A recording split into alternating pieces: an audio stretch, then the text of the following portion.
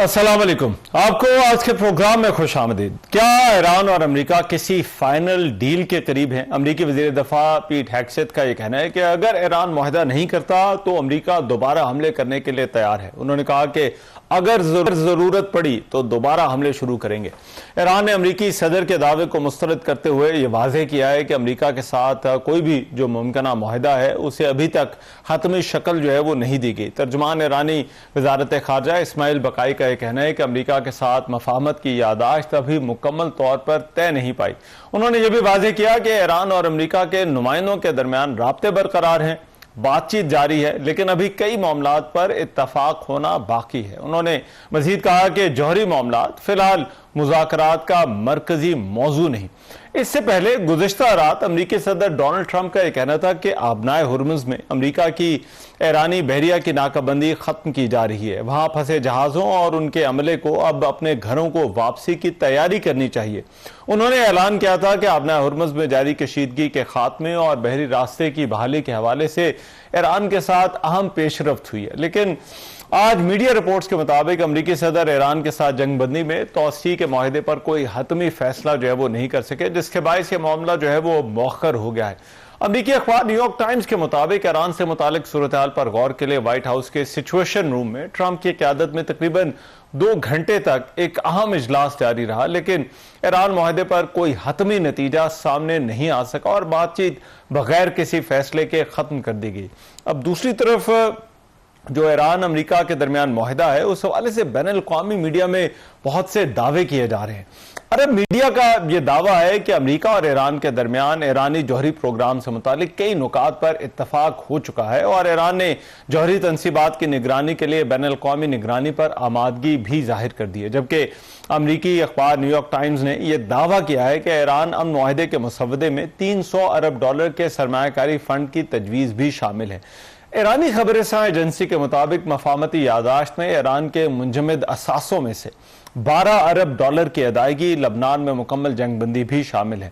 ईरानी खबरसां agency ने यह दावा भी किया है कि अमेरिका के साथ मुमकिना मुआहदा ईरान में जो है वो तौसीह के आखिरी मराहिल में है। जबकि खबरसां एजेंसी फारस के मुताबिक ईरान ने यह भी वाज़ेह किया है कि वो अमेरिकी नाकाबंदी खत्म होने के बाद आबनाए हुर्मुज़ को अपनी तयशुदा शराइत के मुताबिक दोबारा खोलेगा। बरतानवी अखबार गार्डियन का यह दावा है कि डोनाल्ड ट्रंप ने ईरान के साथ मुजवजा मुआहदे का मुसव्वदा जो है वो इसराइल समेत अपने इत्तेहादी ममालिक को भिजवा दिया है, जिसमें आबनाए हुर्मुज़ को खोलने, अमरीकी नाकाबंदी खत्म करने और ईरान के मुंजमद असासों तक रसाई देने जैसी अहम शकें शामिल हैं। बरतानवी अखबार के मुताबिक मुआहदे के तहत ईरान को इसके तकरीबन $12 अरब के मुंजमद असासों तक महदूद रसाई देने की तजवीज़ भी शामिल है।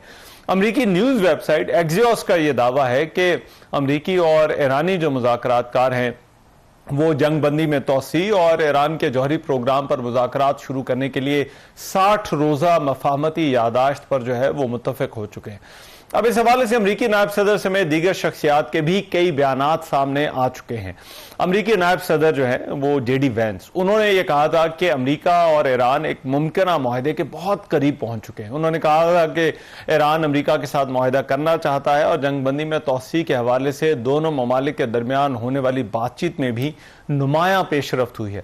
गुज़िश्ता दिनों वज़ीर आज़म शहबाज शरीफ और ईरान के सदर मसूद पज़ेश्कियान के दरमियान भी टेलीफोनिक राब्ता हुआ था, जिसमें शहबाज शरीफ का यह कहना था कि वो उम्मीद रखते हैं कि अमन मुआहदा जल्द तय पा जाएगा और यह ईरानी कौम के वकार के मुताबिक होगा। लेकिन 2 और अहम डेवलपमेंट्स हैं। एक तो नेतन्याहू की जानिब से इसराइली अफवाज को गजा के 70% हिस्से पर कब्जे की हिदायत की गई थी। इसराइली वज़ीर आज़म का यह कहना था कि उन्होंने अपने मुल्क की फौज को गजा पट्टी पर कंट्रोल बढ़ाने की हिदायत दी है ताकि हमास पर दबाव बढ़ाया जा सके। जबकि बरतानवी अखबार द टेलीग्राफ ने भी यह दावा किया है कि साबिक सुप्रीम लीडर अली खामेनेई की नमाज जनाजा तेहरान में इंतहाई सख्त सिक्योरिटी हिसार में अदा कर दी गई है। बरतानवी अखबार का कहना है कि तकरीब को मुकम्मल तौर पर खुफिया रखा गया और सिक्योरिटी खदशात के बायस अवामी शिरकत की इजाज़त नहीं दी गई, लेकिन ईरानी हुकूमत या सरकारी मीडिया की जानिब से इस हवाले से कोई बाज़ाब्ता बयान जारी नहीं किया गया।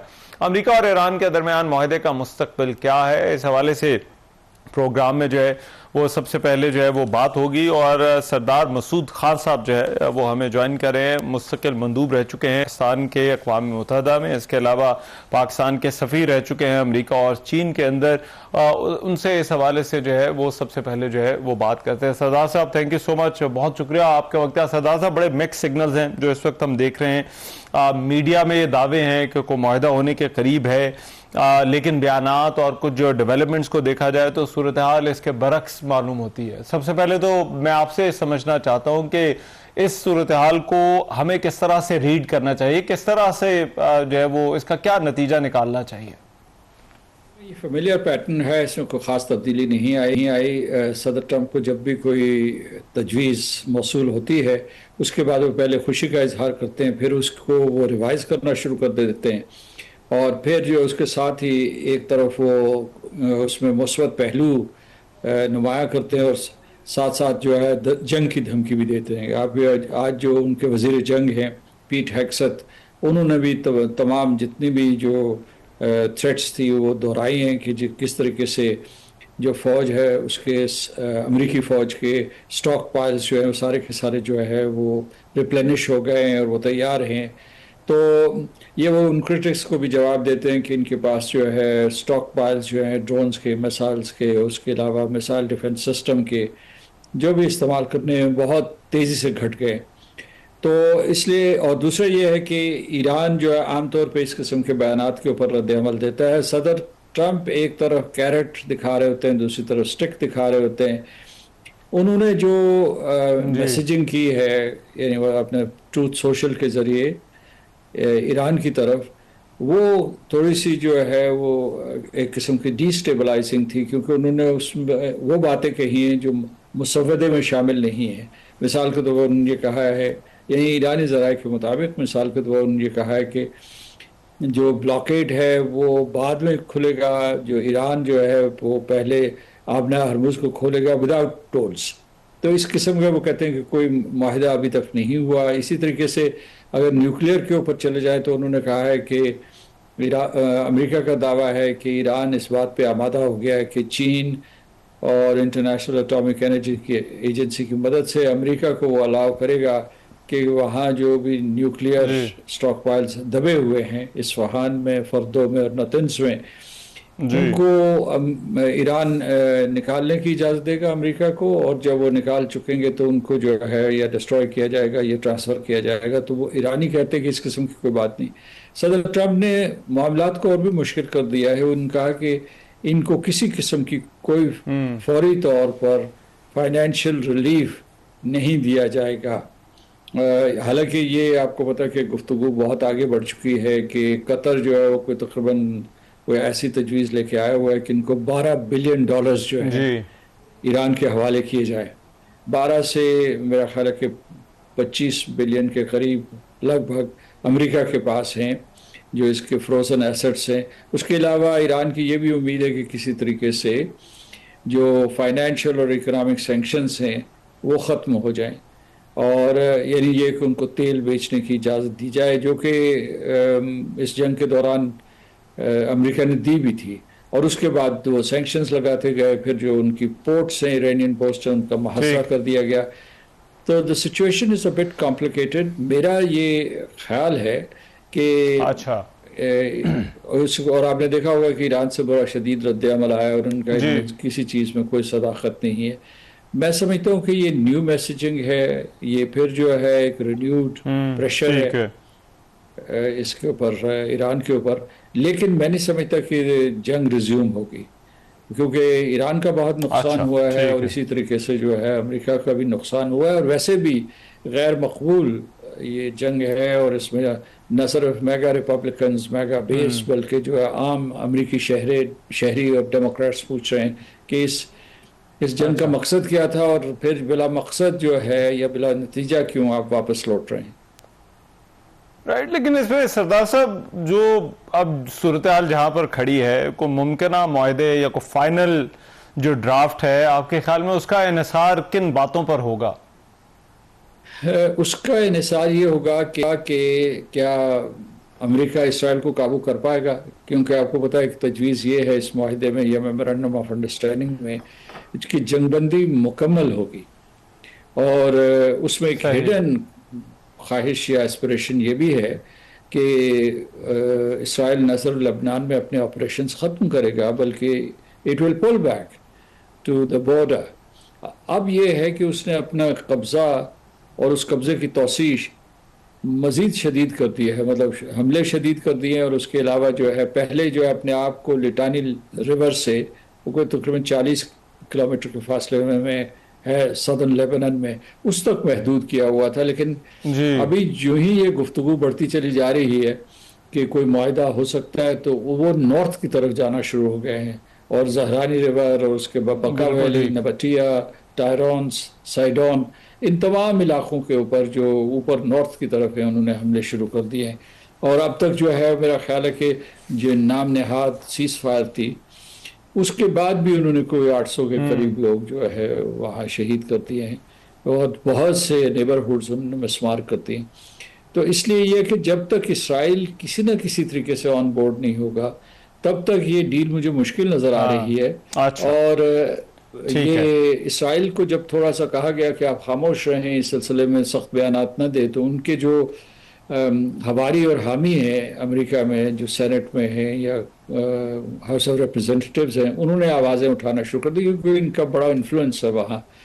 تو اس میں اسرائیل کو آن بورڈ لیے بغیر یہ مجھے ممکن نہیں نظر آتا، یعنی کسی طریقے سے امریکہ کو پہلے اپنی طاقت دکھانی ہوگی، اپنی پوری پوری ایک قسم کی سپریمیسی دکھانی ہوگی، اور یہی وجہ ہے یہ جو صدر ٹرمپ کی کمزوری کا باعث بنی ہوئی۔ اگرچہ بار بار انہوں نے کہا ہے کہ ان کے اوپر کوئی اس قسم کا دباؤ نہیں ہے، نہ اندرونی سیاست کا دباؤ ہے، لیکن حقیقت سب کو معلوم ہے کہ یہ جنگ اسرائیل کے کہنے پہ ہوئی تھی، اسرائیل ابھی بھی نہیں چاہتا یہ جنگ ختم ہو، اور اس کے بعد اسرائیل نے 2 کنڈیشنز بتائی ہیں کہ ان کے جو مسائل سسٹمز ہیں وہ کہہ رہے ہیں کہ اب ان کی انٹیلیجنس رپورٹس کہہ رہے ہیں کہ بڑی حد تک ایرانیوں کے مسائل ڈیفنس سسٹم یا مسائل سٹاک پائلز محفوظ ہیں، اور ڈرونز بھی بنانا شروع کیے کہ ان کو تباہ کر دیا جائے، اور اس کے بعد جو بھی نیوکلیئر انسٹالیشنز ہیں یا انفراسٹرکچر ہے اس کو مکمل طور پر تباہ کر دیا جائے۔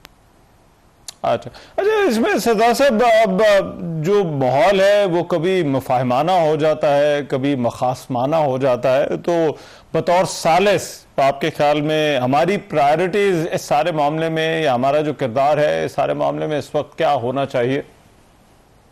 ہماری اولی ترجیح یہ ہے کہ جنگ بند ہو، اور اس کے لیے مسلسل کوشش کر رہے ہیں، اور وہ اب تک کوششیں کامیاب رہی ہیں۔ اگر پاکستان کوشش نہ کرتا، امریکہ کو آمادہ نہ کرتا، ایران سے اپنا اعتماد بحال نہ کرتا، تو یہ جنگ بندی نہ ہوتی۔ تو آج بھی جنگ بندی برقرار ہے، جو اس میں اسکرمشز ہو رہی ہیں یا کچھ وائلیشنز ہو رہی ہیں، وہ بنیادی طور پر جو ان میں سے ہر پارٹی اور بالخصوص امریکہ جو ہے وہ اپنا it is trying to push the envelope, مثال کے طور پر یہ دیکھنا چاہتا ہے، ٹیسٹ کرنا چاہتا ہے کہ کسی طریقے سے وہ آبنائے ہرموز سے گزرے اور ایرانی کوئی ریاکشن نہ کرے، اور ایرانیز کی یہ ڈیمانڈ ہے کہ وہ جو ہے اس کے اوپر نہ صرف آبنائے ہرموز کے اوپر اپنی گورننس برقرار رکھیں گے بلکہ ٹول لیں گے۔ اب ٹول کی بجائے وہ کہہ رہے ہیں فیس لیں گے، سروس فیس لیں گے، اور اس میں عمان بھی شامل ہوگا۔ عمان کو الگ سے امریکہ کو دھمکی آ گئی ہے کہ اگر تم کسی اس قسم کے معاہدے میں شریک ہوئے تو اس کے بہت سنگین نتائج ہوں گے۔ تو یہ اس وقت صورتحال ہے کہ جو اس کے بارے میں ہمیں تشویش نہیں ہونی چاہیے، جو مائنر جو وائلیشنز ہو رہی ہیں۔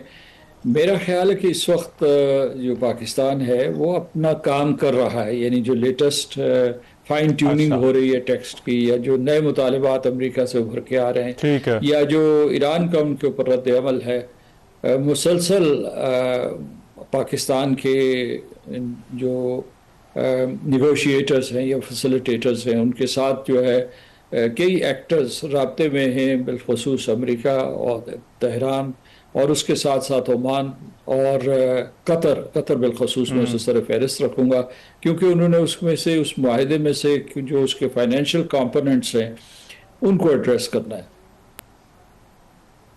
رائٹ، بہت شکریہ سردار مسعود خان صاحب ہمارے ساتھ موجود تھے اور بات کر رہے تھے سارے صورتحال پر. ابھی پروگرام میں ایک بریک لیں گے اور بریک کے بعد منیر اکرم صاحب جو ہے وہ اسی معاملے پر بات کرنے کے لیے ہمارے ساتھ موجود ہوں گے. واپس آتے ہیں اس بریک کے بعد. Welcome back after the break.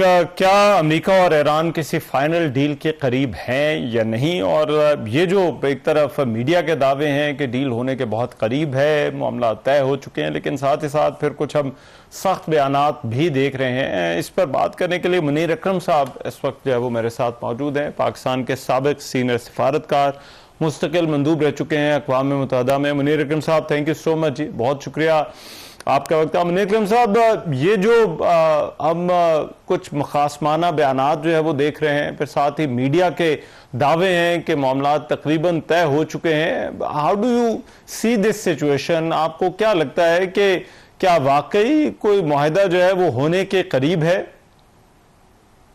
جی، میری نظر میں یہی نظر آتا ہے، کیونکہ دونوں طرف سے بیانات جو آئے ہیں اس سے نظر آتا ہے کہ معاہدے پہ جو بڑے نقطے ہیں ان کے اوپر فیصلے ہو گئے ہیں.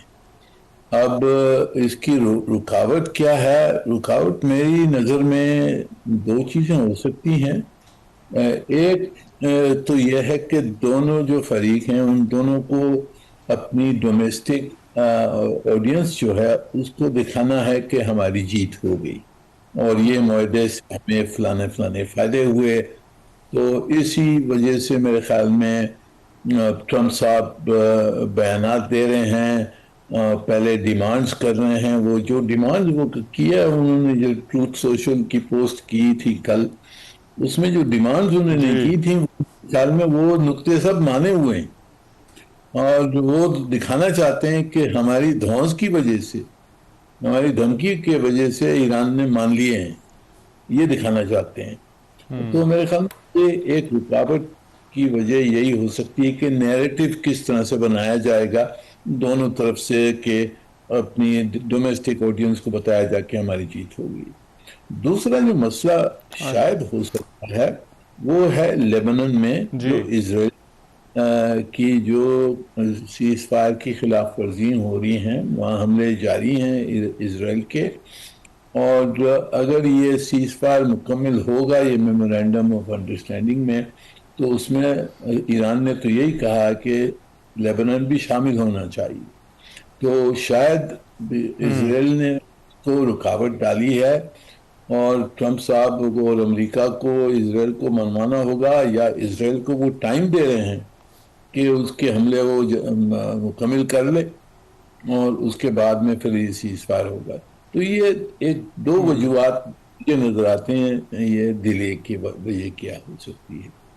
اچھا، لیکن یہ جو بیانات ہم نے دیکھے یہ تو ایسے اشارے تھے کہ جیسے معاملات تقریباً طے ہو گئے ہیں، اور ایک طرح سے باضابطہ تو نہیں لیکن کہیں نہ کہیں ایک انفارمل اناؤنسمنٹ صدر ٹرمپ کے جس بیان کا آپ نے حوالہ دیا ابنائے ہرمز کے حوالے سے تھا. اب ابنائے ہرمز بنیادی مسئلہ تھا، تو آپ کو لگتا ہے کہ ابھی بھی جو فنش لائن ہے اسے کراس کرنا ابھی باقی ہے، یا پھر یہ فنش لائن کراس کرنے کے بعد جو ہے وہ آفٹر تھاٹس ہیں جن میں بیانیوں کو بنانے کی کوشش کی جا رہی ہے؟ جی، دونوں چیزیں ہو سکتی ہیں، کیونکہ جب تک کہ پورا فیصلہ نہیں ہوتا، دستخط نہیں ہوتی ہے کوئی معاہدے پر، تو چیزیں کھلی رہتی ہیں اور پھر اوپر نیچے کر سکتے ہیں فریق جو ہیں. تو شاید اس میں کچھ جو لفظہ لفظی ہے اس کے اوپر کچھ اختلاف ہو، پر کوئی آپریشنل ریزنز بھی ہو سکتی ہیں، جیسے لیبنان کا سیز فائر کی ضرورت ہے، اور کچھ چیزوں پر جو ٹرمپ صاحب نے بیانات دیے ہیں اس کی وجہ سے کچھ غلط فہمیاں بھی بڑھ سکتی ہوں گی. ایرانیوں نے شاید سوال کیا ہوگا کہ آپ نے یہ جو بیان دیے ہیں اس میں فلانی نقطے پہ تو ہم نے نہیں مانا ہے، تو آپ نے کس طرح سے یہ بیان دیا ہے. تو اس قسم کی میرے خیال میں پروسیجرل مسئلے کھڑے ہو سکتے ہیں فائنلائزیشن سے پہلے.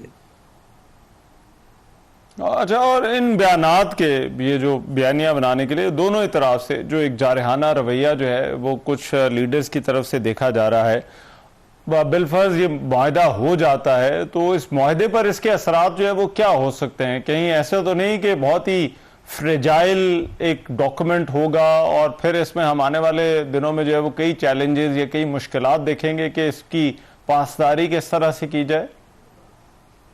جی بالکل، میری نظر میں تو اگر یہ معاہدہ ہو بھی جاتا ہے، یہ میمورینڈم آف انڈرسٹینڈنگ ہو جاتی ہے، پھر بھی حالات جو ہیں وہ تو بہت نازک رہیں گی، کیونکہ آپ نے دیکھا کہ غازہ میں پیس ڈیل کروائی، وہاں تو حالات آپ دیکھ رہے ہیں کہ کس طرح سے کھلی خلاف ورزی ہے اسرائیل کی طرف سے، اور تو یہاں بھی اسرائیل نہیں چاہتا ہے کہ یہاں صلح ہو، اسرائیل نہیں چاہتا ہے کہ یہ معاہدہ ہو، اسرائیل سمجھتا ہے کہ اس معاہدے سے ان کو نقصان ہوگا، کیونکہ ان کی آبجیکٹیوز جو ہیں ایران کے بارے میں وہ پوری مکمل نہیں ہوئی ہیں، تو وہ تو چاہتے ہیں کہ جنگ جاری رہے، اور ان کے جو سپورٹرز ہیں جو واشنگٹن میں بیٹھے ہوئے ہیں، جو اسرائیلی لابی ہے اور اسرائیل کے دوست جو ہیں، وہ تو چاہتے ہیں کہ جنگ جاری رہے، اور ٹرمپ صاحب سے یہی کہا جا رہا ہے کہ جی آپ یہ کیوں مان رہے ہیں، اس وقت آپ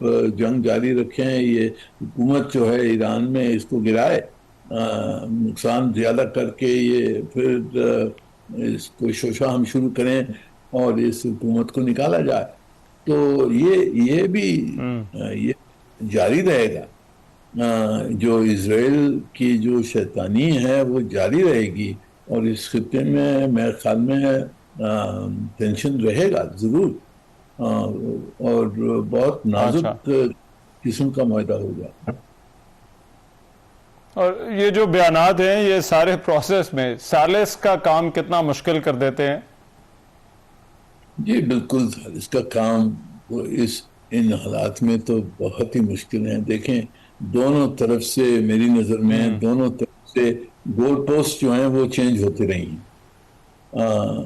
کچھ پہلے کچھ کہنا، کچھ پہلے پھر اس کو بدلنا، یہ میرے خیال میں امریکہ کی طرف سے تو ظاہر ہے گول پوسٹ چینج ہوئے ہیں، شاید دوسری طرف سے بھی ہو، تو یہ بہت یعنی کہ مشکل جو ہماری ذاتی جو ایفرٹس ہیں وہ بہت بہت مشکل کنڈیشنز میں یہ ہم میڈیشن کر رہے ہیں۔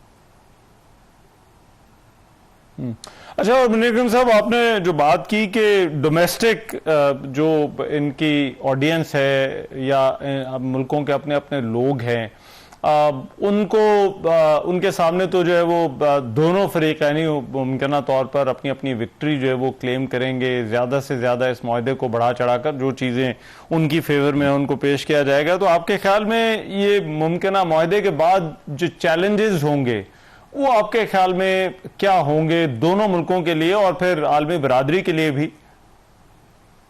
یہ دیکھیں، پہلا چیلنج ہوگا کہ سیز فائر کو مکمل کیسے رکھا جائے، اس میں خلاف ہیں جس طرح سے بھی ہوئی ہیں پچھلے 2 دن میں، جس میں کوئی ڈرونز کو مارا ہے، پھر وہاں سے جہازوں پر کچھ ڈرونز گئے ہیں، پھر بمباری ہوئی ہے، تو اس قسم کی جو چھوٹی چھوٹی وائلیشنز ہوتی ہیں ان کو روکنا ہوگا۔ وہ کس طرح سے روکا جائے گا؟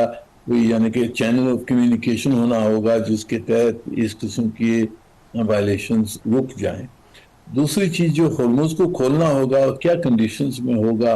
اب وہ کہہ رہے ہیں کہ جی کھل جائے گا، انکنڈیشنل ہوگا، پھر وہاں سے بائنگ کلیئرنس ہوگی، جو امریکن جو دفاعی جو جہاز وہاں بیٹھے ہیں وہ ایسکورٹ کریں گے، ایرانی مانیں یا نہیں مانیں گے، یہ مسئلے ہیں۔ اور دوسرا پھر جب مذاکرات شروع ہوں گی ایران کے جوہری پروگرام کے بارے میں، اور یہ جو سینکشنز لگی ہوئی ہیں ایران کے اوپر، اس میں بہت سارے پیچیدہ مسئلے ہیں، بہت کمپلیکس مسئلے ہیں، جس کے مذاکرات بہت لمبے چلیں گے، تو اس دوران اس سیز فائر کو مکمل رکھنا، ہرمز کو کھول کے رکھنا، اور یہ مذاکرات جو ہیں اس کے اوپر پیش رفت کر کے کنکلوڈ کرنا 30 اور 60 دن میں بھی میرے خیال میں نہیں ہو سکے گا. یہ لمبا لمبا لمبا چلے گا یہ پروسیس. اور آپ کو لگتا ہے کہ اگر کوئی مفاہمتی یادداشت یا کوئی معاہدہ ہو جاتا ہے تو جو کولیٹرل ایشوز ہیں، جس طرح سے غزہ والا معاملہ ہے، لیبنان کا بھی آپ نے ذکر کیا، پھر جوہری ہتھیاروں والا معاملہ ہے، اور درمیان میں تو صدر ٹرمپ نے ابراہم ایکارڈز تک کا جو ہے وہ ذکر کر دیا، وہاں پر بھی جو ہے وہ اثر پڑے گا، یا پھر آپ کو لگتا ہے کہ ابھی معاملات یہاں تک کی مفاہمتی یادداشت تک کی ان دونوں کے درمیان ہی رہیں گے اور ان ایشوز کو جو ہے وہ بعد میں دیکھا جائے گا؟ جی دیکھیں، یہ جو معاہدہ ہوگا یہ تو صرف امریکہ اور ایران کے درمیان ہوگا. اس میں ٹرمپ صاحب کو کہنا دوسرے جو خلیج کے ممالک ہیں یا پاکستان سے کہ جو آپ ابراہم ایکارڈز مان لیں، اس کے تحت تو اس کی کوئی ریلیونس نہیں بنتی ہے. میرے خیال میں انہوں نے ایسے ہی شوشہ ڈال دیا، اسرائیلیوں کو خوش کرنے کے لیے وہ ڈال دیا ایک شوشہ. میرے خیال میں وہ معاہدے میں نہیں ہوگا. پر امریکہ کا جو پریشر ہے تو سب ممالکوں پر پریشر رہتا ہے اور رہے گا کہ آپ اسرائیل کو تسلیم کریں. اس میں پاکستان کا جو موقف ہے وہ تو بالکل ظاہر ہے. ہم نے تو ہر وقت کہا ہے کہ جی جب تک کہ فلسطینی اسٹیٹ نہیں بنے گا تو ہم تسلیم نہیں کر سکتے ہیں. میرے خیال میں سعودی عرب کا بھی یہی رخ ہے. تو وہ تو میرے خیال میں ایک طرف ہو جائے گا. پر یہ اسرائیل کا دیکھیں، یہ اسرائیل کا جو شوشہ ہے، جو اسرائیل کی شیطانی ہے، جو اسرائیل کی کوششیں ہیں کہ یہ سیبوٹاج ہو اور یہ اس خطے میں جنگ جاری رہے، ایران کو سب میں بڑا نقصان ہو، دوسرے خلیج کے ممالک ہیں بڑے جو مسلمان ملک ہیں ان کو بھی نقصان ہو، وہ تو اسرائیل کے فائدے میں ہے. تو اسی لیے وہ تو چاہے گا کس نہ کس طریقے سے اس کو سیبوٹاج کرنا. اچھا ٹھیک، رائٹ، بہت شکریہ. منیر اکرم صاحب ہمارے ساتھ موجود تھے، بات کر رہے تھے بجٹ آنے والا ہے، بجٹ کے حوالے سے کیا ترجیحات ہیں، اور نئے ٹیکسز کی بھی بات ہو رہی ہے. اس پر پروگرام میں جو ہے وہ بات ہوگی اس بریک کے بعد. Welcome back after the break. Budget 5 جون 2026 کو پیش کیے جانے کا امکان ہے. وفاقی بجٹ جو ہے وہ پیش کیے جانے کی تیاریاں آخری مراحل میں داخل ہو چکے ہیں. صدر مملکت آصف علی زرداری نے اس حوالے سے بجٹ اجلاس بھی طلب کر لیے ہیں. انہوں نے قومی اسمبلی اور سینٹ کے اجلاس 5 جون کو طلب کیے ہیں. ایکسپریس نیوز کے مطابق بجٹ میں ٹیکسز میں اضافے سے سولر پینلز، الیکٹرک اور ہائیبرڈ گاڑیاں جو ہیں وہ مہنگی ہونے کا امکان ہے. وفاقی حکومت کی جانب سے بجٹ میں سولر پینلز پر جی ایس ٹی 10% سے بڑھا کر 18% کرنے اور الیکٹرک اور ہائیبرڈ گاڑیوں پر جنرل سیلز ٹیکس 1% سے بڑھا کر 18% کرنے کی تجویز ہے. جبکہ موٹر سائیکلز، رکشوں، ٹرکوں اور بسوں سمیت الیکٹرک پک اپ، ٹریکٹر اور ڈبل کیبن گاڑیوں پر بھی ٹیکس کی شرح جو ہے وہ بڑھانے کی تجویز ہے. میڈیا رپورٹس کے مطابق آئی ایم ایف کی جانب سے کسی بھی قسم کی ٹیکس چھوٹ دینے کی مخالفت کی جا رہی ہے. البتہ حکومت ابھی بھی آئی ایم ایف کو ماحول دوست انرجی کے حوالے سے ریلیف دینے کے لیے قائل کرنے کے لیے جو ہے وہ کوششیں کر رہی ہے. روزنامہ دنیا نیوز کے مطابق آئی ایم ایف نے الیکٹرک گاڑیوں اور سولر پینل کو اشرافیہ کی ضرورت قرار دیا ہے. آئی ایم ایف نے آئندہ وفاقی بجٹ میں ہائیبرڈ اور الیکٹرک گاڑیوں پر سیلز ٹیکس کی چھوٹ کو برقرار رکھنے کے لیے جو درخواست تھی اسے ماننے سے انکار کیا. آنے والے بجٹ میں زراعت کے حوالے سے بھی بہت زیادہ بات ہو رہی ہے. کیا ترجیحات ہونی چاہیے یا کیا نہیں؟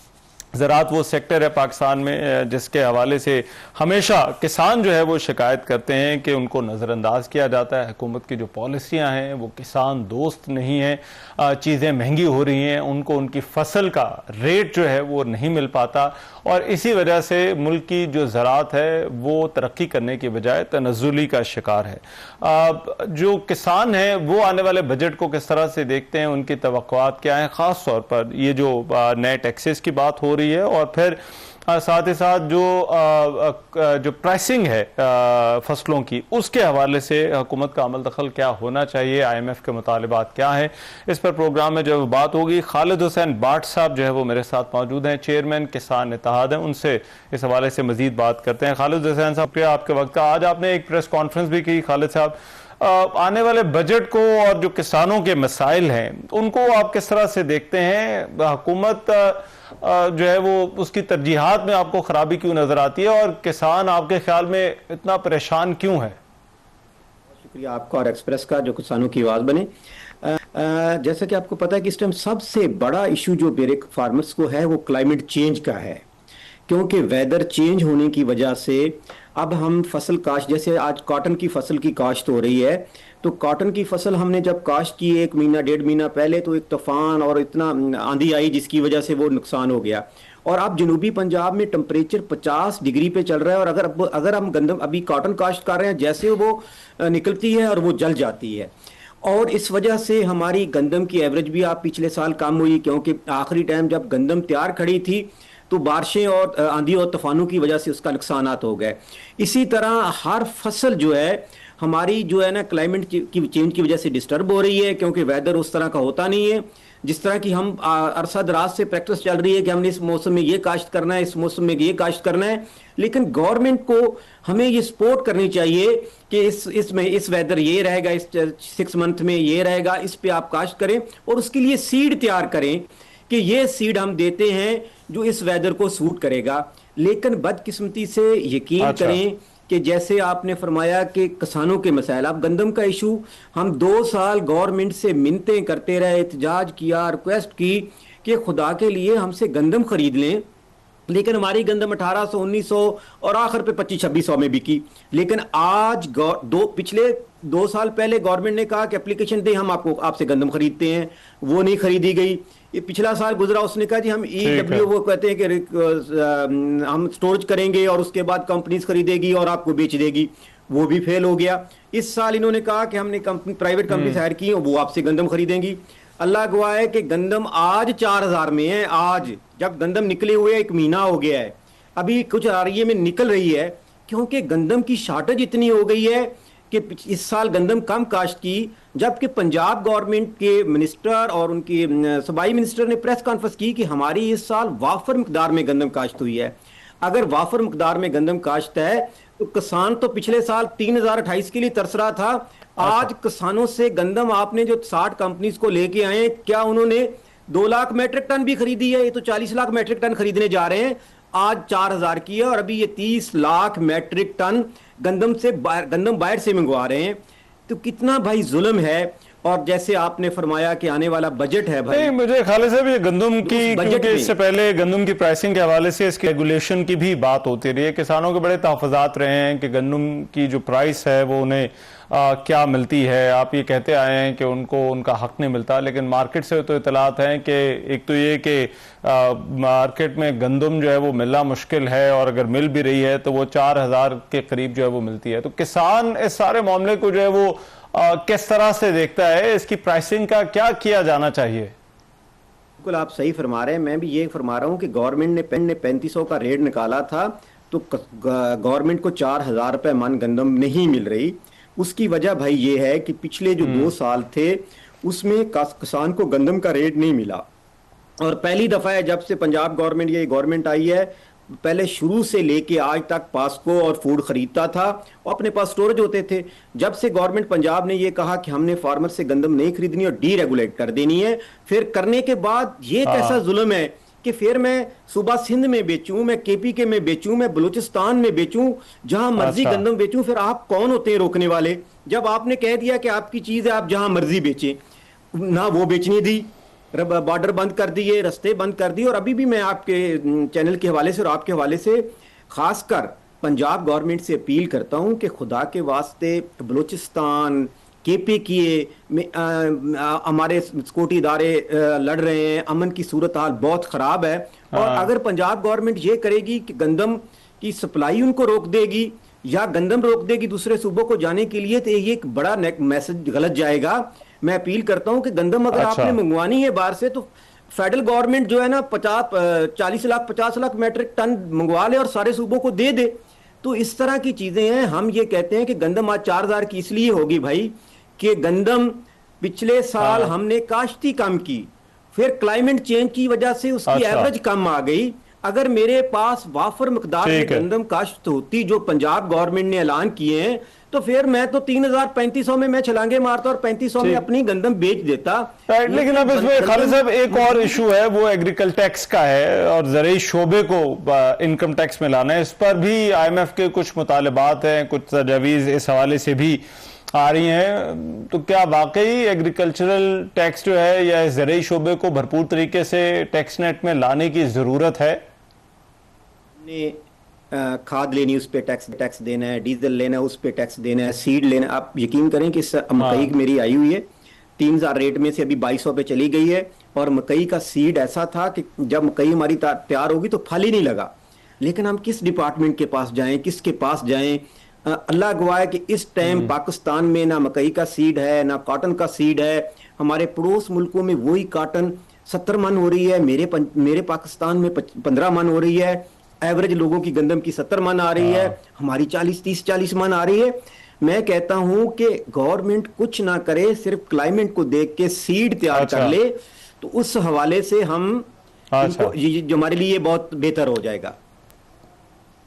बहुत शुक्रिया खालिद हुसैन साहब हमारे साथ मौजूद थे। एक ब्रेक, वापस आते हैं इस ब्रेक के बाद। Welcome back. अल जज़ीरा की रिपोर्ट के मुताबिक पाकिस्तान को आलमी सतह पर तनहा करने की भारतीय वज़ीर-ए-आज़म नरेंद्र मोदी की 10 साला मुहिम नाकाम साबित हुई। अल जज़ीरा की रिपोर्ट में कहा गया है कि मोदी का 2016 में पाकिस्तान को दुनिया से अलग थलग करने का जो ऐलान था वो बुरी तरह नाकाम हुआ। पाकिस्तान खित्ते और इलाकाई मामलात पर असरअंदाज होने वाला एक अहम फरीक बन चुका है। पाकिस्तान आज वाशिंगटन, बीजिंग, तेहरान और रियाद के साथ बेयक वक्त राब्ते में है। अल जज़ीरा ने अपनी इस रिपोर्ट में कहा है कि 2025 की पाक भारत कशीदगी के दौरान पाकिस्तान ने आलमी बयाने की जंग में बरतरी हासिल की। दुनिया ने पहलगाम वाक़े पर पाकिस्तान के खिलाफ भारतीय इल्जामात को बगैर सबूत कबूल नहीं किया। भारत मार के हक के बाद फील्ड मार्शल आसिम मुनीर पर तनकीद करता रहा, जबकि ट्रंप ने उन्हें गैर मामूली शख्सियत करार दिया। अल जज़ीरा की रिपोर्ट में यह भी कहा गया है कि पाकिस्तान और चीन की नाकाबिले शिकस्त शराकत दारी खित्ते में एक नई हकीकत बन चुकी है, जबकि हसीना वाजिद के दौर के खात्मे के बाद पाकिस्तान और बांग्लादेश के ताल्लुकात में भी जो है वो नुमाया बेहतरी आई।